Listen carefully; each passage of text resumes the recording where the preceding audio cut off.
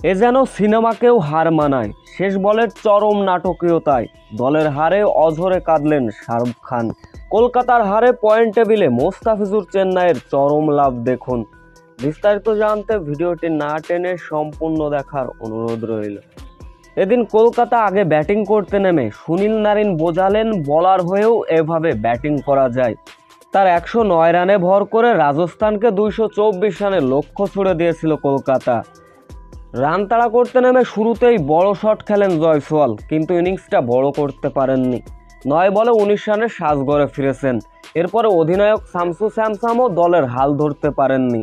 তবে এক পাশ আগলে রেখে রীতিমতো ব্যাটিং তাণ্ডব চালিয়েছিলেন জস বাটলার, যার ফলে মাত্র 7 ওভারে 100 রানে পৌঁছে যায় রাজস্থান। কিন্তু ম্যাচটা শেষ দিকে চরম উত্তেজনাপূর্ণভাবে ম্যাচের মোড় নেয়। শেষ 3 ওভারে রাজস্থানে জিততে দরকার ছিল 46 রান। বাটলারের উপর সব নির্ভর করছিল। স্টোকও শেষ ওভারে ভুল করে বসলেন। হোয়াইট বলে বাউন্ডারি চলে যায়, সেই ওভারে আসে 18 রান। আরও একবার যেন হতাশ করলেন মিচেল স্টার্ক। 4 ওভার বোলিং করে 50 রান দিয়েছিলেন এই 25 কোটি টাকার বোলার। 19তম ওভারে 19 রান নিয়েছিলেন বাটলার। তিনি একাই কলকাতার বিরুদ্ধে যেন রুখে দাঁড়ালেন। শেষ ওভারে জেতার জন্য দরকার ছিল 9 রান, সেটাও করে দেখালেন বাটলার। আরও এক ছক্কা মেরে 100 রান পূর্ণ করেন তিনি, এবং শেষ বলের চরম নাটকীয়তায় কলকাতাকে কাঁদিয়ে রাজস্থানের ছিল জয়।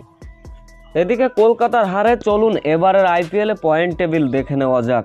1-এ আছে রাজস্থান 12 পয়েন্ট নিয়ে, 2-এ কেকেআর 8 পয়েন্ট, 3-এ আছে মুস্তাফিজুর রহমানের চেন্নাই, পয়েন্টটাও তাদের 8। 4-এ আছে সানরাইজ হায়দ্রাবাদ, তাদেরও পয়েন্ট 8।